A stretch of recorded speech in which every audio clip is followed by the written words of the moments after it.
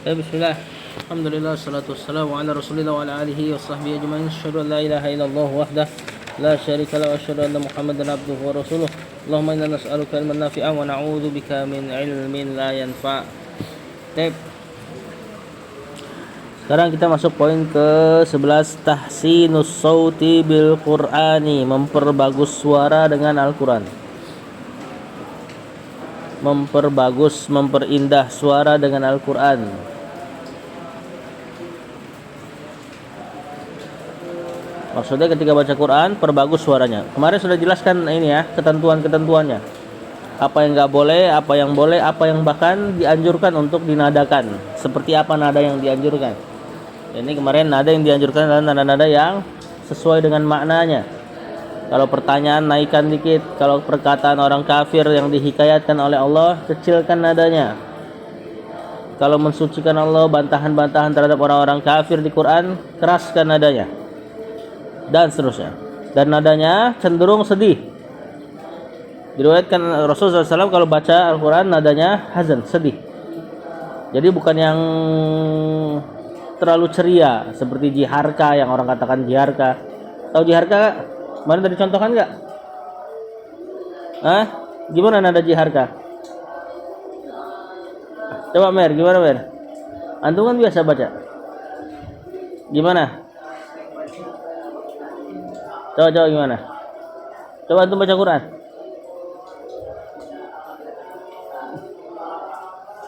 Coba Al-Fatihah.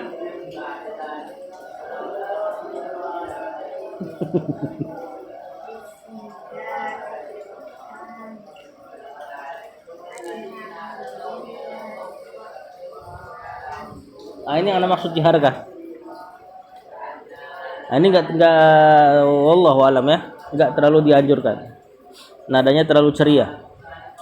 Juga Rasulullah SAW diriwayatkan beliau suaranya agak serak kalau baca Al-Quran. Tapi antum enggak usah dibikin-bikin. Maksudnya tahu aja sifat suara beliau. Nah, kata penulis di sini fa fi sahihain an Abi Hurairah radhiyallahu anhu anna sami'a Nabi sallallahu alaihi wasallam, Abu Hurairah mendengar Nabi sallallahu alaihi wasallam yaqulu, mengatakan, ma adinallahu li syai'in ma adina li nabiyyin hasanil sauti bil Qur'ani wa yajharu bih. Allah tidak mengizinkan sesuatu yang Allah izinkan untuk nabinya dalam memperbagus suara dengan Al-Quran dan mengencangkannya. Jadi Al-Quran dibikin spesial cara bacanya, yaitu dengan bernada. Kita tahu juga dengan bertajwid, ya kan? Gimana caranya tuh min ketemu waw jadi miu. Nah, spesial dia. Ini hanya ada di Al-Quran, tidak dilakukan pada hadis. Antum gak ada yang baca innamal a'malu binniyat, kan kayak gitu kan? Ya, antum baca biasa aja. Seandainya pakai nada pun tetap tidak ada tajwidnya. Baca selain Al-Quran tidak ada tajwid. Kalau lah pakai nada tidak ada tajwid. Lebih bagus lagi baca selain Al-Quran nggak perlu pakai nada, nggak perlu pakai tajwid. Baca hadis, baca perkataan ulama biasa aja. Nah, Al-Quran dispesialkan supaya orang tertanbih. Tertanbih itu tertarik perhatiannya pada saat itu. Kemudian beliau bawain satu hadis. Rawa Abu Daud wa sahhahahu al-Albani anil Bara' ibn Azib radhiyallahu anhu qala Rasulullah sallallahu zayyinul Qur'an bi aswatikum, perbaguslah Al-Qur'an dengan suara-suara kalian. Tadi ya nadanya yang berwibawa. Jangan nada yang berlenggak-lenggok, bercengkok dan sebagainya kayak lagu dangdut. Enggak diperkenankan. Yang ke-12, ada mujahri alal akhirina. Ini penting nih. Tidak boleh membaca Al-Quran dengan keras sehingga mengganggu orang lain. Nah, beliau nggak bawain hadisnya, tapi ada satu hadis Rasulullah SAW melarang para sahabat untuk baca Al-Quran dengan keras ketika iktikaf. Salah satunya. Nah, di sini yang beliau bawain adalah rawat Tirmidzi wa qala Hasan Gharib an Uqbah bin Amir radhiyallahu anhu qala sami'tu Rasulullah sallallahu alaihi wasallam, aku mendengar Rasulullah SAW yaqul, dia berkata,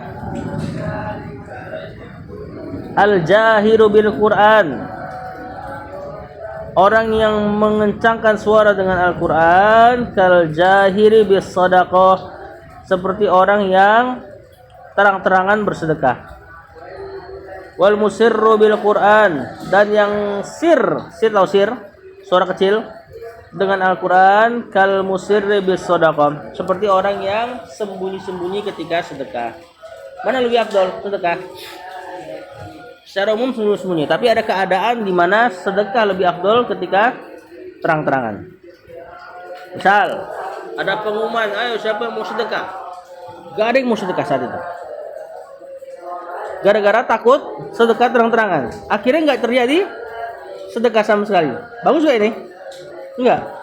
Nah, seperti orang zaman Nabi dulu, kalau mau perang dibukakan, dilebarkan apa ya, sorban untuk ditaruh harta di situ. Ayo patungan sama-sama ibaratnya gitu. Nah saat itu yang jahar tuh ya bagus. Biasanya orang pertama ketika dia mulai, saya taruh ini. Nah, insya Allah yang lain ikut. Kalau ada potensi ini bagus untuk menjaharkan atau menampakkan sedekah. Begitupun Al-Quran. Kalau untuk dakwah ya jangan untuk sembunyi-sembunyi. Misalnya Ustaz lagi pengen baca Al-Quran untuk beristidlal. Jadi nggak mungkin lah baca sir, nanti jamaahnya nggak dengar. Ya, tadi di hadis yang lain Rasulullah SAW melarang sahabat baca Al-Quran ketika itikaf. Atau antum tahu itikaf? Apa itu? Ya, di masjid. Kemudian ada yang baca Quran dikencengin, ganggu yang lain. Yang lain ngencengin lagi suaranya. Jadi adu-aduan, balas-balasan. Ini Rasulullah SAW larang. Apalagi pakai mic. Di beberapa masjid Al-Quran di setel pakai mic. Boleh gak? Nggak boleh tentu. Ya, kalau Al-Quran aja nggak boleh, apalagi salawatan doang. Nyanyi-nyanyian Arab kadang-kadang setel, nyanyiannya tentang cinta-cintaan. Mereka nggak tahu, mereka taunya bahasa Arab, sangkain solawat. Pakai mic antum bayangin. Sementara mic hanya diperbolehkan untuk apa? Azan. Iqamah? Iqamah boleh gak? Bahkan iqamah sebaiknya tidak pakai mic. Apa dalilnya? Bilal ketika azan di mana? Di atas masjid, di atas Ka'bah. Nah, ini juga bantahan orang-orang Kristen sering mengatakan kita tuh nyembah Ka'bah, nyembah batu kotak katanya. Sedangkan Bilal naik ke atas Ka'bah. Ada gak berhala yang dinaikin kepalanya? Gak ada, insyaallah. Kayak misalnya mereka, kalau mereka kan nyembah patung Yesus, ya kan? Berani gak mereka naikin kepala Yesus? Nggak berani. Nah kalau kita ya memang itu cuma batu yang Allah arahkan untuk kita bersujud kepadanya, ke arahnya, ya. Dan dia bukan berhala. Di antara buktinya itu, Bilal nginjak dia, ya. Nah ketika iqamah, di mana Bilal melakukan iqamah? Di atas. Iqamah di dalam. Nah itu diantara dalil bahwasanya azan dikencangkan suaranya sekarang pakai alat yaitu mic, dan iqamah nggak perlu. Kenapa? Iya nggak boleh harusnya, nggak boleh. Bahkan ganggu orang. Kalau orang yang tahu hadisnya udah lewat kan antum adab, antum belum kelas 2 ya. Nanti kelas 2 baru belajar adab sholat Jumat. Di antaranya adalah yang menyempurnakan pahala Jumat. Antum mandi bersih-bersih, kemudian wudhu dari rumah, datang ke masjid, tidak melangkahi pundak, kemudian sholat semampunya. Sholat semampunya itu sholat aja 2 rakaat salam, 2 rakaat salam, 2 rakaat salam. Kalau antum udah capek ya udah nggak apa-apa. Kalau mau bagus sholat terus sampai khotib naik. Kalau ada murotal ganggu sholat pasti. Walaupun Al-Quran ya, kan Al-Quran kalau disetel perintah Allah apa? Suruh diem. Al-Quran kalau disetel perintah Allah suruh diem. Kalau antum nyetel paksa dengan mic, akhirnya orang-orang banyak yang nggak dengar. Pilihannya dia nggak mau dengar atau dia nggak sholat di situ. Ada masjid-masjid di tempat anak. Dulunya nggak kayak gitu, kemudian diterapkan kayak gitu. Tiap sebelum Jumat setel murotal. Akhirnya sepi sekarang di masjid.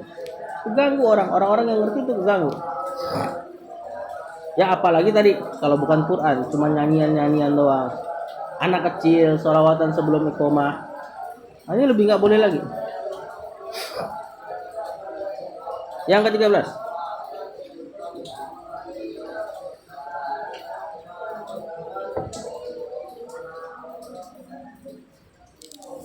Al-kafu anil qiraah. tidak membaca Al-Quran idza sya'ara bin nu'asi, jika merasa ngantuk.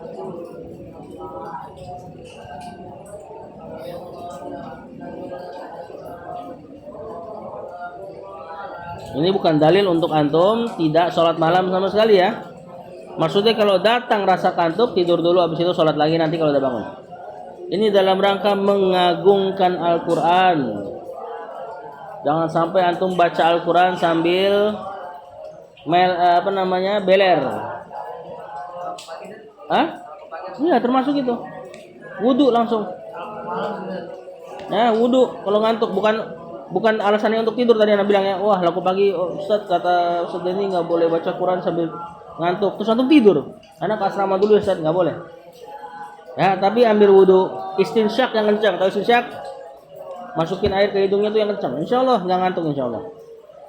Ya, kalau antum ngantuk biasanya ayat-ayatnya ketukar-tukar, hurufnya nggak jelas kebacanya. Nanti itu intinya kalamullah. Antum dituntut baca sebagaimana dia turun harusnya gitu. Rawi Muslim an Abi Hurairah radhiyallahu anhu anna Rasulullah sallallahu alaihi wasallam qala idza qama ahadakum minal lail. Nah, ini konteksnya salat malam. Jika salah seorang dari kalian salat malam, fastajamal Qur'anu ala lisanihi. Al-Qur'an istajama di sini maknanya adalah itu keucapnya nggak jelas, beler. Karena sambil ngantuk-ngantuk, hurufnya kurang terucap. Ya, jika Al-Quran sudah istajama, tercampur-campur dari lisannya, falam yadri ma yaqul, dia nggak tahu apa yang dia katakan. Ngantuk, udah nggak kepikiran makna tadabbur ayatnya. Falyattaji, kata Rasulullah SAW, maka hendaknya dia tidur. Ya, ini konteksnya sholat malam suruh tidur, bukan halaqah pagi. Ya, halaqah pagi ntar antum bilang falyattaji gitu lagi.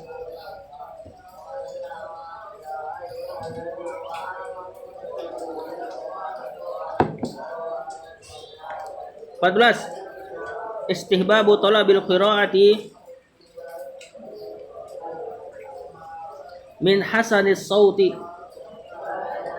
Disukai meminta bacaan Al-Quran dari orang yang bagus suaranya. Jadi minta bacain. Gimana maksudnya minta bacain?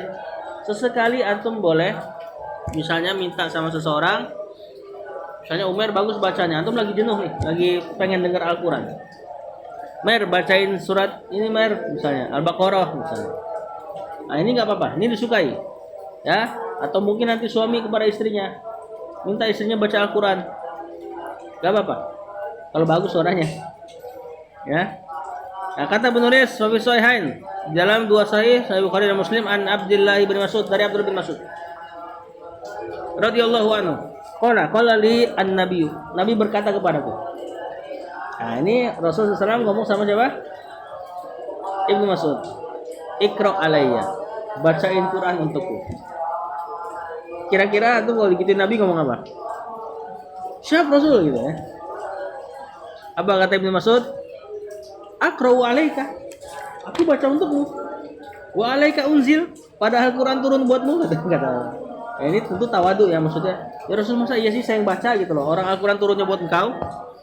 Maksudnya kau lebih paham lah gitu loh, lebih bagus suaranya dan sebagainya. Qala fa ini uhib, kata Rasul SAW, aku suka an asma'ahu min ghairi, aku suka untuk mendengarnya dari orang lain. Fa qara'tu alaihi surat An-Nisa, spontan aja Ibnu Mas'ud baca surat An-Nisa hatta balagtu, sampai di ayat 41. Wa kaifa idza ji'na min kulli ummatin bisyahid wa ji'na bika ala haula'i syahida. Sampai ucapan ini, qala amsik, kata Rasulullah SAW, udah. Fa idza ainahu tadrifan. Pas Ibnu Mas'ud melihat Rasulullah SAW, air matanya sudah sampai dagunya, jenggot, deres. Pas baca ayat ini. Ini ayat serem ini. Ya, dibilang serem juga, bisa juga dibilang membuat Rasulullah SAW bersyukur, terharu. Apa yang Allah katakan di ayat ini 41? Fa kaifa idza ji'na min kulli ummatin bisyahid. Bagaimana pendapatmu wahai Rasul? Ini ibaratnya Allah ngomong sama Rasul. jika kami mendatangkan setiap umat ada saksinya. Bani Israel nanti didatangkan saksinya adalah Musa. Ya, jadi nanti Allah akan tanya kepada para nabi, apakah engkau telah menyampaikan seluruh risalahku? Nanti yang jawab umatnya. Umatnya akan mengatakan iya, nabiku telah menjelaskan seluruh yang dibutuhkan kami. Kata Allah, wa kaifa idza ji'na min kulli ummatin bisyahid. Wahai Rasul, gimana kalau seandainya setiap umat kami datangkan seorang saksi, yaitu para nabinya, wajibna bika ala haula'i syahidan, dan kami akan mendatangkan orang-orang ini, sahabat Nabi, ya, kami akan mendatangkan engkau wahai Rasul sebagai saksi atas mereka ini. Nah, ini kedudukan yang mulia, yang mungkin Rasulullah SAW terharu, entah di sisi terharu atau di sisi dia berasa berat tanggung jawabnya, nangis dia. Nah, jadi di sini syahidnya adalah Rasulullah SAW minta dibacakan Al-Quran kepada orang lain, ya, dan nggak harus yang dibacain berarti harus lebih fakih. Nggak mungkin kita katakan Rasulullah SAW kalah fakih atau kalah bagus suaranya sama Ibnu Mas'ud. Kita tahu Rasulullah SAW pada dia kesempurnaan kemanusiaan ada di dia, suara dan sebagainya. Cuman ya beliau suka untuk dibacakan oleh orang lain, maka kata penulis di sini istihbab, disukai, berarti sunnah. 15.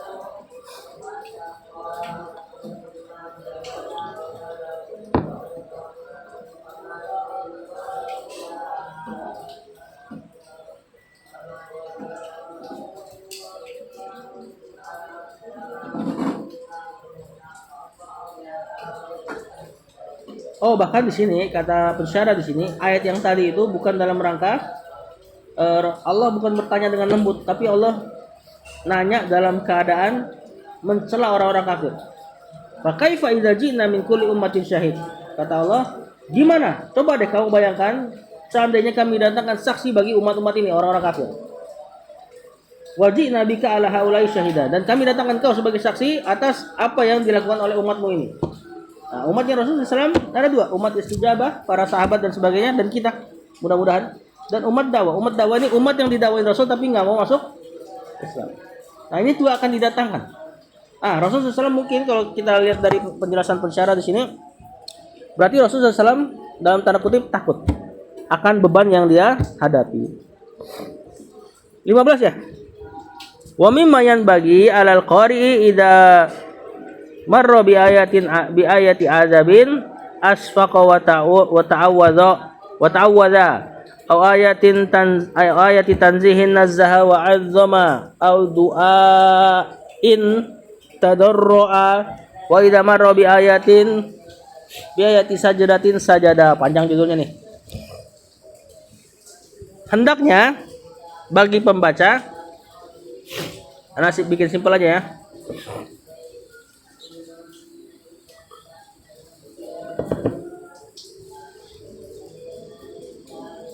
jika melewati ayat azab,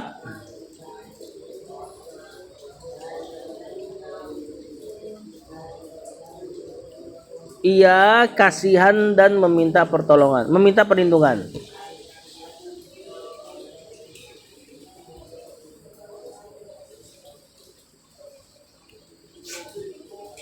Atau ayat tanzih itu mensucikan, maka ia bertasbih dan mengagungkan Allah. Ketemu ayat-ayat perkataan orang kafir, seselipin perkataan subhanallah. Al duain, ada ayat doa atau ayat doa tadarrua, dia meminta.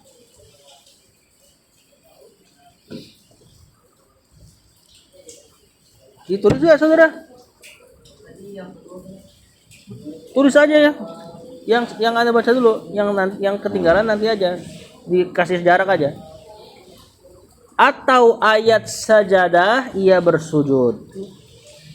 Jadi hendaknya orang yang membaca, para pembaca itu ketika baca Quran, jika melewati ayat azab, dia iba dan minta pertolongan, kasihan dan minta pertolongan, minta perlindungan. Atau ayat tanzih, pensucian, dia bertasbih dan mengagungkan Allah. Enggak ada Allahnya nggak apa-apa ya, antum yang penting maknanya ke situ. Atau ayat doa dia meminta, atau ayat sejadah dia bersujud.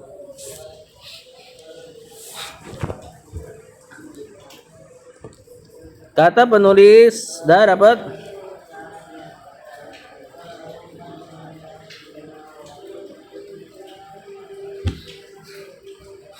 Rawi Muslim an Hudzaifah, dari Hudzaifah. Hudzaifah kemarin yang ini yang ikut Rasulullah SAW sholat dan Rasulullah SAW baca surat apa?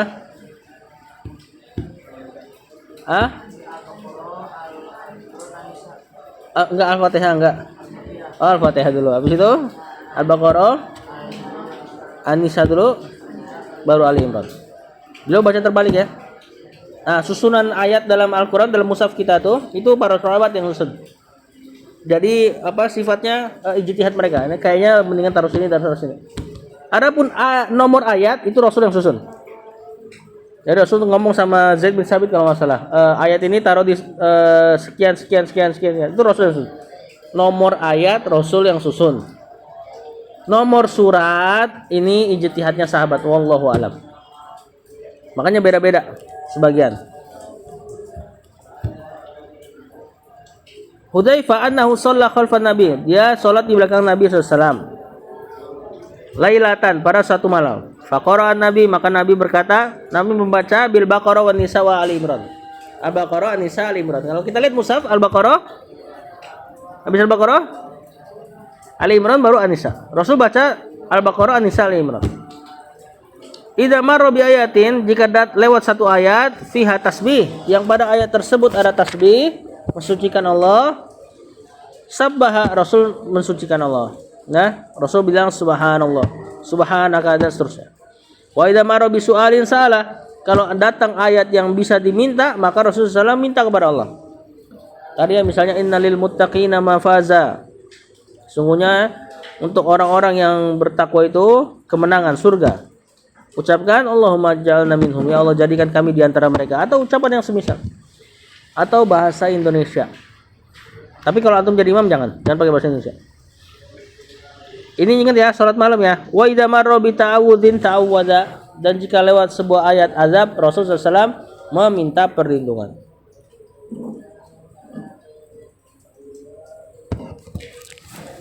Nah, beliau membawakan beberapa ayat yang antum bisa jawab ketika antum baca dia. Misalnya di antaranya surat At-Tin, alaihissallahu bi ahkamil hakimin. Ucapkan bala. Ini kan Allah nanya nih, bukankah Allah pemutus perkara yang paling bijak? Bala, iya. Seolah-olah kita iyakan gitu. Karena pertanyaan, walaupun ini pertanyaan ini ya, enggak nuntut jawaban sebenarnya, cuma ada beberapa riwayat dhaif jawabnya bala wa inna lidzalika lasyahidun kalau enggak salah.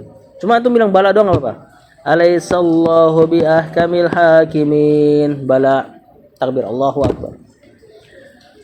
Di antara ayatnya juga alaisa dzalika biqadirin ala ayyuhyal mauta. Bala, takbir, ruku. Ini boleh ya. Tapi sebaiknya jangan di sholat wajib, wallahu alam. Karena di sini Rasulullah SAW sholat malam. Kalau sholat wajib Rasulullah SAW ngelakuin ini pasti biasanya pernah teriwayatkan, tapi nggak ada. Riwayatnya ternyata pas sholat malam saja.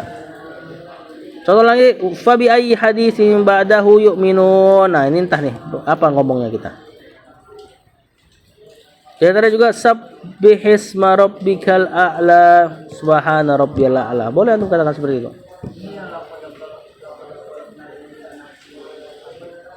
Ya tadi surat At-Tin, alaihissallahu bihakamil hakimin, surat At-Tin. Bala itu iya, mengiyakan kalimat negatif. Bukankah Allah pemutus paling bijak? Ya, nah, seolah-olah kita gituin. Kalau yang tadi surat Al-Qiyamah tuh, alaisadzalika biqadirin ala yuhyil mauta, bukankah yang seperti itu lebih sanggup untuk menghidupkan orang mati? Tentu, gitu loh.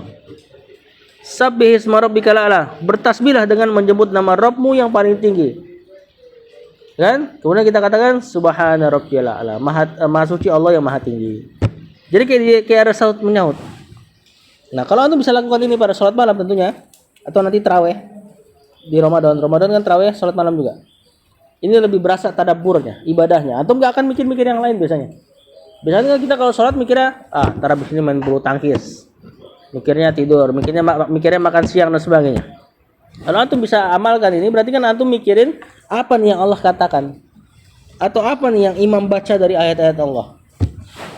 Di antara juga fasabbih bismi rabbikal azim, subhana rabbiyal azim. Fabi ayyi ala'i rabbikuma tukadziban. Apa ini jawabnya? Wallahu a'lam kalau ini. Yang ke-16.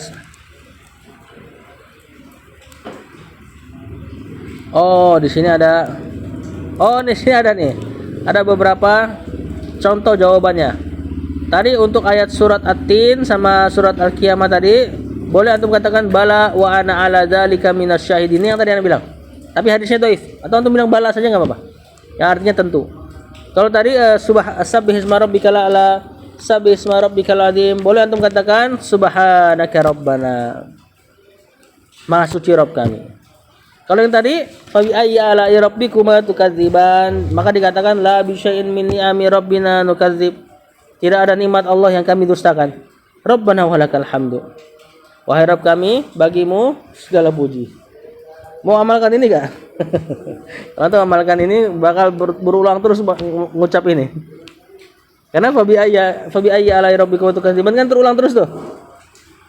Tiap kali itu baca ini, tiap kali itu baca ini. Tapi mantap tadabbur ya.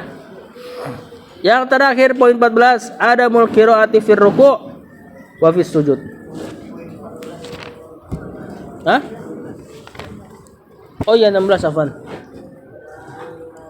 Yang keempat. 4 alfabet.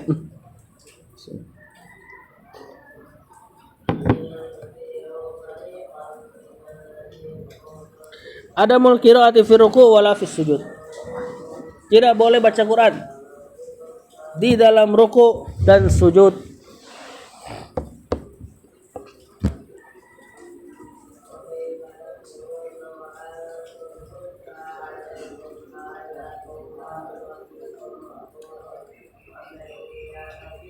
Kata penulis Rawah Muslim fi Sahih an Ibnu Abbas, dari Ibnu Abbas anna Rasulullah bahwasanya Rasulullah SAW qala ala wa inni nuhitu an aqra al-Qur'an.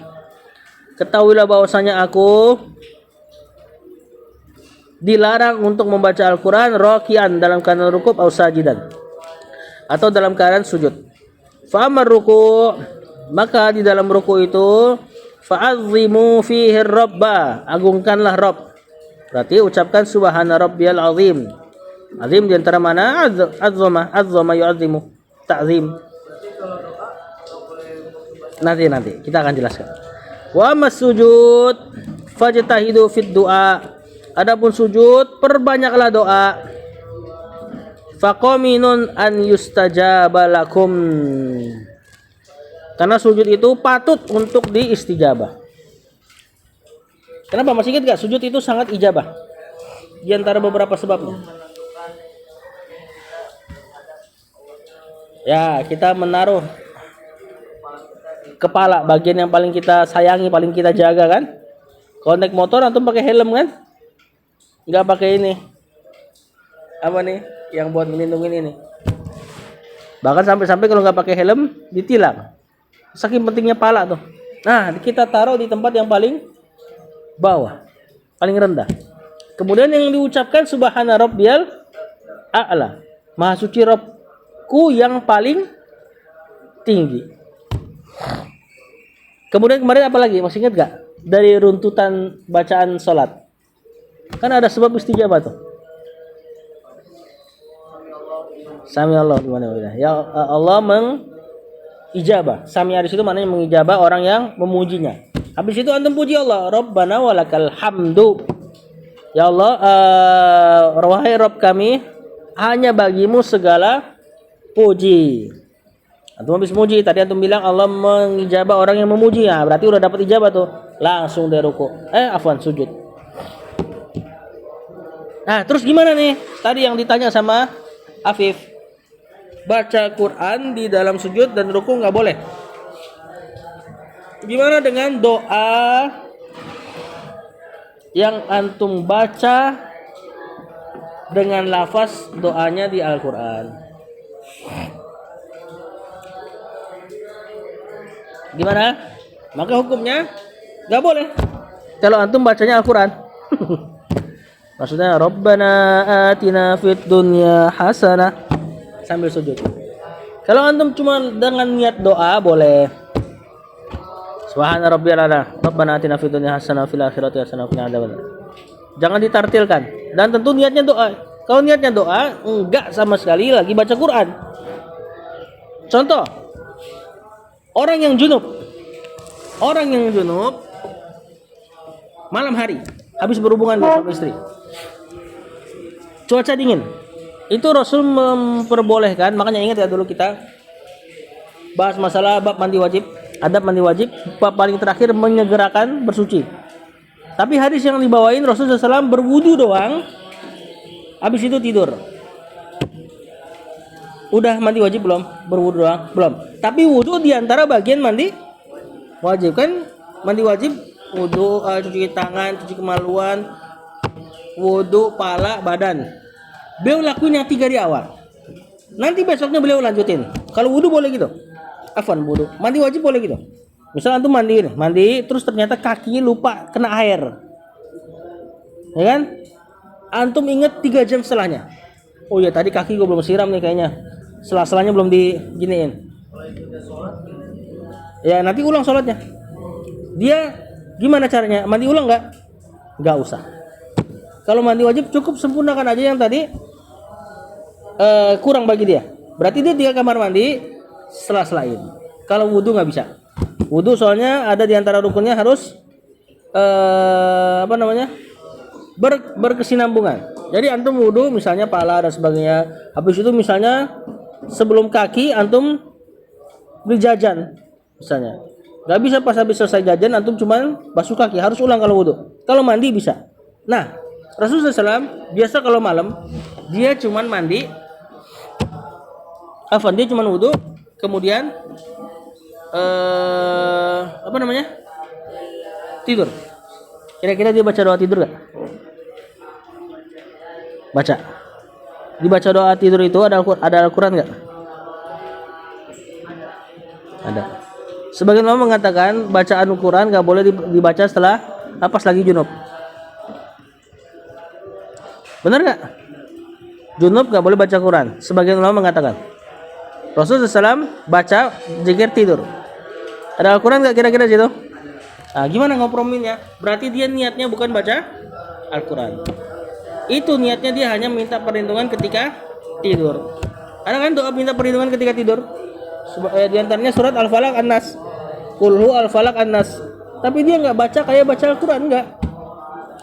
Maka doa dengan baca Al-Quran tidak dihukumi baca Al-Quran. Berarti sujud antum pakai doa Rabbana atina fid dunya hasanah atau Rabbana hab lana min azwajina wa dzurriyyatina qurrata a'yun waj'alna lil muttaqina imama. Kan semua ada dalam Al-Quran, tidak mengapa. Paham? Kita sedikit refresh lagi dari poin pertama sampai yang terakhir tadi. Adab-adab membaca Al-Quran kemarin yang pertama wudu atau bersuci secara umum. Kemudian yang kedua istiqbalul kiblah, menghadap kiblat kalau memungkinkan. Yang ketiga siwak, bersih mulutnya wangi. Yang keempat tartil, apa kemarin makna tartil? Bacanya benar, perlahan, keluar hak hurufnya dan berusaha mengamalkannya. Gimana cara ngamalin? Kalau ada perintah lakuin. Kalau ada larangan jauhin. Kalau ada kabar, gimana cara ngamalin kabar? Kabar misalnya seperti tentang Nabi Adam, cerita Nabi Adam dengan iblis. Gimana cara ngamalinnya? Gak ada perintah, gak ada larangan gitu.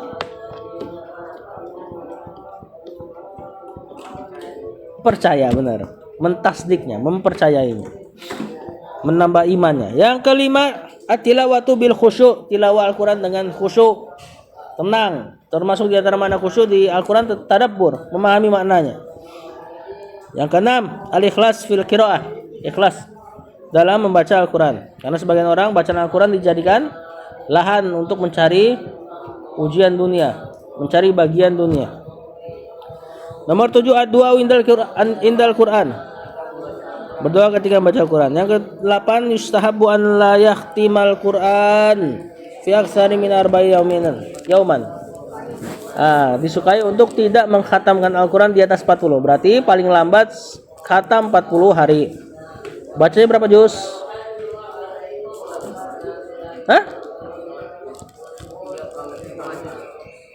Setengah juz 60 hari, saudara.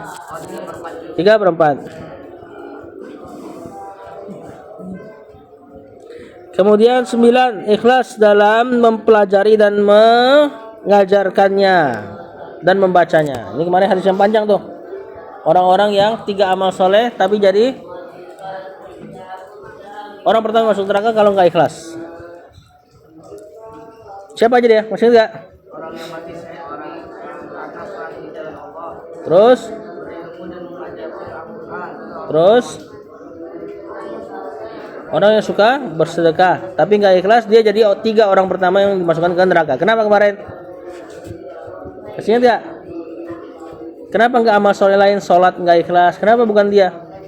Kenapa 3 orang ini? Jihad.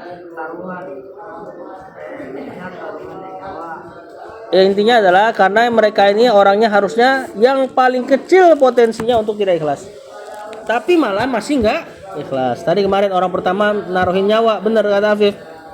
Harusnya orang yang naruhin nyawa ya mikirnya ikhlas lah. Kalau nggak ikhlas kan gagal, udah gagal mati.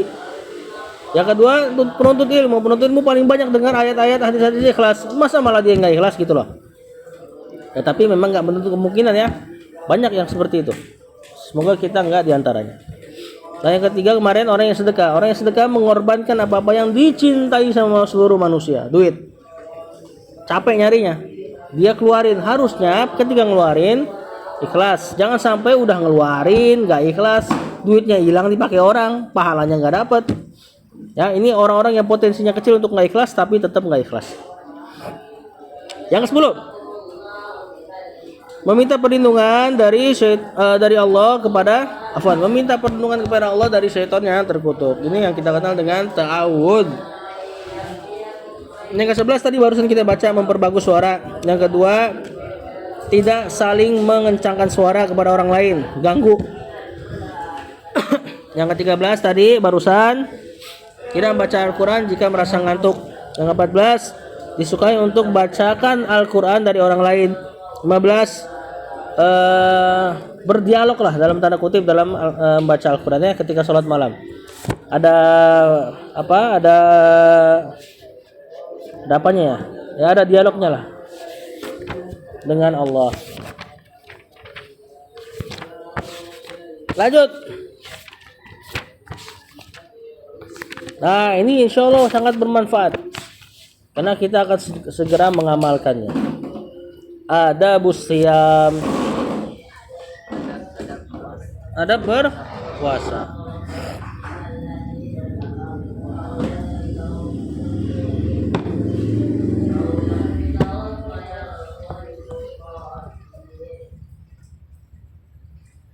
Yang pertama, ad-du'a'u inda ru'yatil hilal, berdoa tatkala melihat hilal.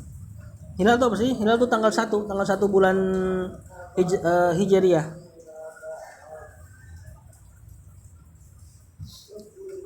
Jadi dalam menghitung bulan Hijriah itu sangat ilmiah. Beda dengan menghitung bulan dalam bulan Masehi. Ya. Atau bulan Masehi kan Januari, Februari. Hitungannya sudah patok, terpaten. Januari 31 hari, Februari 28, kadang 29, Maret 31, April 30, terus 31, 30, 31, 30. Padahal hitungan bulan tuh gimana sih? Bulan tuh hitungannya ketika bulan kalau menurut Masehi ya, dia mengelilingi bumi 1 kali. Itu 1 bulan. Pas di sini. Bumi lagi 2 bulan. Nah, dalam hitungan Hijriah ngitungnya gimana sih? Ngitung ketika bulan itu terlihat. Tanggal 1 itu bulan sabit yang paling kecil. Begini bentuknya. Tanggal 2 makin gede, tanggal 3 makin gede, tanggal 4 makin gede. Sampai tanggal 8 mungkin setengah bulan. Tanggal 7 tanggal 8. Tanggal 15 pertengahan bulan itu yang bentuknya paling bulat. Ya, pertengahan bulan bulannya paling gede. Tanggal 16 mulai ngecil. 17, 18, 19, 20, 21 jadi segini. Sekarang gantian, ngarahnya ke sini. Tadi gini. Tanggal 23, 24, 25, 26, 27, 28, 29 sampai 30 biasanya udah habis. Jadi ke sini. Nanti tiba-tiba bulan bentuknya begini lagi. Inilah tanggal 1. Paham? Makanya bulan Hijriyah selalu diteropong tanggal 1-nya. Nggak bisa kita main kayak Masehi. Main tebak-tebakan 31 30 31 30 kita bikin jadi 29 30 29 30 enggak. Tapi mesti dilihat terus. Ya. Nah, ini makanya bulan Hijriyah lebih ilmiah ketika dikatakan dihitung bulannya. Nah, terus kalau tahun gimana? Kalau tahun berarti 12 kali bulan kayak gitu atau matahari ngelilingin bumi katanya. Matahari ngelilingin bumi 1 kali, nah itu disebut 1 tahun. Atau mungkin antum tahunya bumi ngitarin matahari. Mereka sebenarnya saling gerak semua. Matahari, bulan semuanya gerak. Kalau matahari dan bumi saling ngelilingi 1 kali itu dihitung 1 tahun. Itu kalau dulu kita belajar IPA. Jadi itu bukan hitungan asal-asalan. Nah, yang pertama doa inda ru'yatil hilal, berdoa ketika melihat hilal. Hilal itu dari bulan pertama tanggal 1. Rawat Darimi wa sahih bi syawahidihi an Ibnu Umar radhiyallahu anhu qala. Karena Rasulullah SAW idza ra'al hilal qala. Rasul ketika melihat hilal, Rasul mengatakan Allahu Akbar. Allah Maha Besar. Allah ma'ahillahu alaina, ya Allah. Jadikanlah hilal ini kepada kita bil amni, dengan keamanan, wal iman, dengan iman, wassalama, dan dengan keselamatan, wal Islam, dengan Islam, wat taufik, dengan taufik. Jadi maksudnya jadikanlah bulan ini ibaratnya gitu ya, bulan yang aman, iman, selamat, Islam, taufik, lima yuhibbu rabbuna, taufik terhadap apa yang kau cinta ya Allah, wa yardo, dan kau ridhoi, rabbuna wa rabbukallah, Rabbku dan Rabb kalian adalah Allah, kata Rasulullah SAW. Lihat kenapa Rasul lafaznya seperti ini. Kata para ulama, orang Arab terdahulu nganggap bulan itu sesuatu yang mendatangkan keberuntungan dan kesialan. Makanya Rasulullah SAW mengucapkan ini dalam rangka tetap ya, sial, Islam, keselamatan, iman itu mintanya sama Allah, bukan bulannya.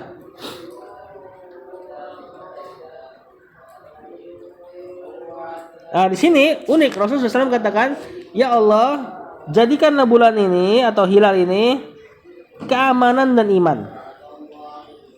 Berarti barang siapa yang pengen hidup dalam keadaan aman, maka hendaknya dia perbagus apanya? Imannya. Orang yang beriman insya Allah aman hidupnya, nggak khawatir terhadap apa-apa. Terus Rasulullah SAW katakan wassalamati wal Islam, dan keselamatan dan Islam. Kata para ulama, di antara sebab selamat seseorang adalah masuk Islam. Perbagus Islamnya kalau ingin selamat. Yang kedua, al-ikhlasu fis siyam, ikhlas dalam berpuasa. Fi sahihain an Abi Hurairah radhiyallahu anhu qol, dari Abu Hurairah radhiyallahu anhu dia berkata, qala Rasulullah SAW, Rasul bersabda, man shoma ramadana, barang siapa puasa Ramadan imanan, karena iman, maksudnya dia memang beriman, ini kewajiban yang Allah wajibkan, wahtisaban, dan mengharapkan pahala. Ihtisab artinya dalam bahasa perhitungan. Lihat di sini, perhitungan. Ana udah sering ulang. Ikhlas itu pamrih sama Allah. Ya, bukan tanpa pamrih. Di sini ihtisab, perhitungan. Maksudnya aku puasa ini pengen dapat sesuatu darimu ya Allah. Aku puasa ini karena kewajibanmu dan pengen mengharapkan sesuatu. Ya ini pahala. Ghufira lahu ma taqaddama min dzanbi. Siapa yang puasanya kayak gini? Apa tadi 2 syaratnya? Iman, ihtisab. Ihtisab tadi perhitungan. Maksudnya mengharapkan pahala. Apa yang dia dapat? Ghufira lahu ma taqaddama min dzambi. diampuni dosa-dosanya yang lalu.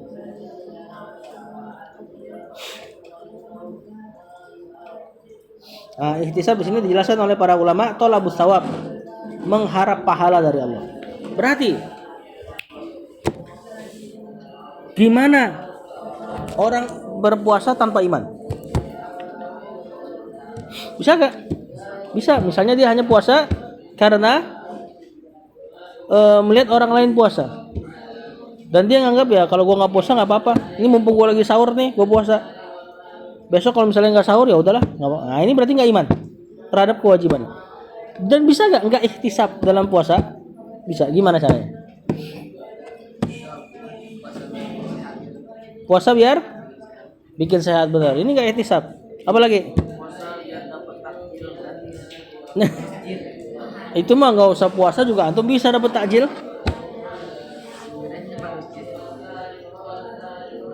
Nah itu nggak sah puasanya dong. Ayo gimana misalnya? Puasa karena disuruh orang tua,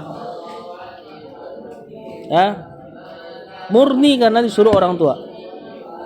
Kalau seandainya orang tua gua nggak nyuruh nih, nggak mau gua. Ah ini nggak ihtisab. Puasa karena semua orang puasa. Ada orang dia toleh lah, nggak soleh, tapi puasa alhamdulillah dengan alasan, wih puasa lo misalnya, sholat kagak. Nah ini kan aneh nih. Itu bayangin, dia puasa tapi nggak sholat, nggak mungkin dia ihtisab. Karena kalau dia ihtisab, pasti dia lebih milih sholat daripada puasa. Mana lebih afdol? Sholat. Orang ninggalin sholat bisa kafir, ninggalin puasa enggak. Ya, makanya kata para ulama salaf, aku tidak melihat sesuatu yang kalau ditinggalkan mengkafirkan sesuatu daripada sholat. Maksudnya sesuatu yang lain kalau ditinggalkan, ya tentu kalau tauhid ditinggalkan jelas lah kafir. Maksudnya amal soleh. Ya, makanya ada orang puasa tapi nggak sholat, aneh banget. Pasti nggak ihtisab. Berarti cuma dapat haus dan lapar dan dosa nggak sholatnya. Ya. Atau dia puasa karena iyalah udah tua, malu. Masa mau kayak muda lagi, bolong-bolong puasanya, lihat, malu. Puasa karena malu, malu sama orang lain. Nah ini juga sama, enggak ihtisab. Atau orang tua toleh, sholat sih sholat tapi dia toleh sebenarnya. Anaknya santri, lalu si orang tua puasa, alasannya malu saya sama anak saya. Masa anak saya santrenin, sayanya nggak puasa. Enggak ihtisab. Jadi kapan seseorang ihtisab? Dia puasa benar-benar dalam rangka mengharapkan pahala puasanya pada Allah. Nah, barang siapa terkumpul dua sifat ini, ghufira lahu ma taqaddama min dzambihi. Diampuni dosa-dosanya yang telah lalu. Ini termasuk ada puasa sunnah. Oh iya dong. Iya, termasuk ada puasa sunnah.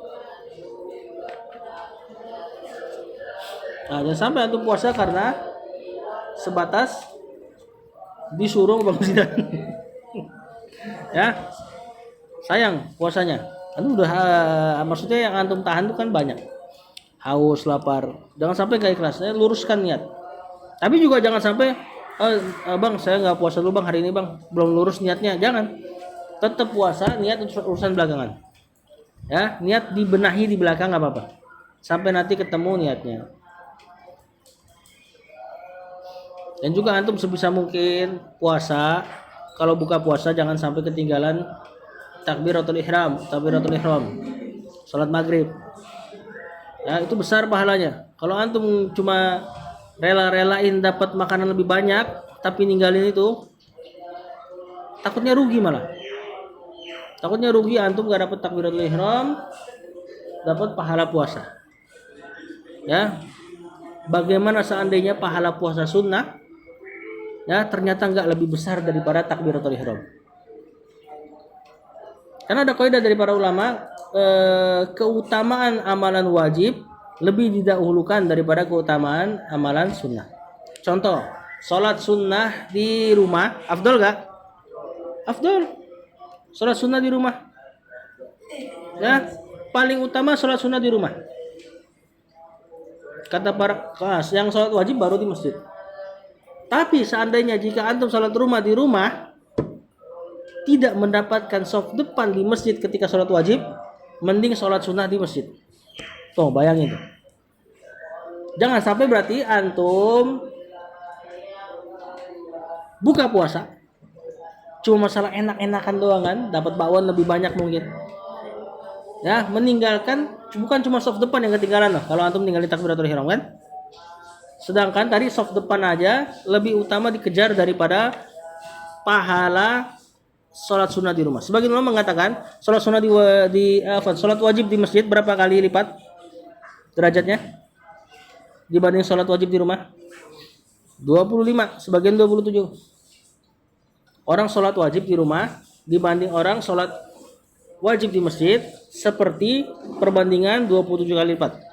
Misal ada orang gajian 20 juta.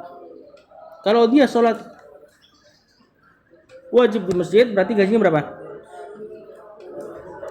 63 juta dikali 25. 20 juta kali 25 berarti berapa? 50-an, 60-an benar. 60. 600-an ya? Nah, 600-an. Ini dunia loh. Kalau dunia aja kan tuh kayak gini ngiler gak? Apalagi pahala Allah. Pahala Allah bukan cuma duit. Di antaranya bukan ke ada wanita-wanita. Benar gak saudara?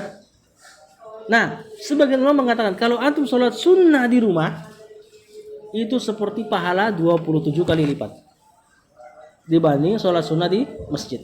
Cuman tadi kata para ulama, kalau seandainya gara-gara sholat sunnah di rumah antum ketinggalan takbiratul ihram, maka jangan. Begitupun tadi masalah buka puasa. Sisanya insya Allah kita bahas besok. Berarti kalau misalnya habis sholat kita langsung pulang atau mana sholat di mana boleh? Antum di masjid? Nggak boleh. Kalau udah di masjid nggak boleh keluar. Ada larangannya. Ya, jadi pernah ada seorang laki-laki pas azan dia keluar. Kan misalnya udah selesai sholat habis selesai. Ba'diyah. Iya ba'diyah. Makanya antum pernah lihat gak anak ba'diyah? Jarang anak ba'diyah di sini.